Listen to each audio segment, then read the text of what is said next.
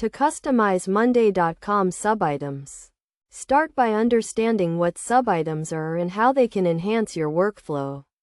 Subitems are essentially smaller tasks or items that are related to a main item, allowing you to break down large tasks into smaller, manageable chunks. First, navigate to your Monday.com board and select the item you want to add subitems to.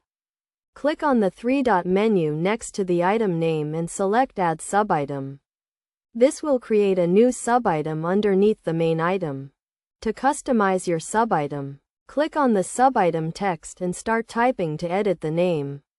You can also add a description to your subitem by clicking on the description field.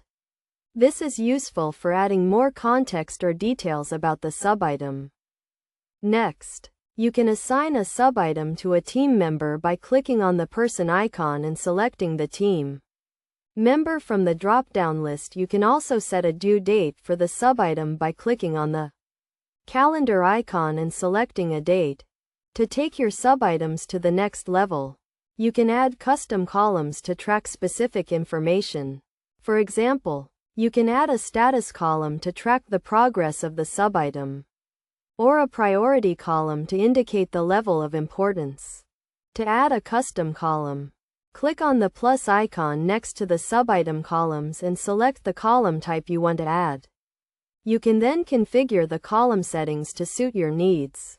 Best practices for customizing Monday.com subitems include keeping your subitems concise and focused on a specific task, using clear and descriptive names, and assigning subitems to team members to promote accountability.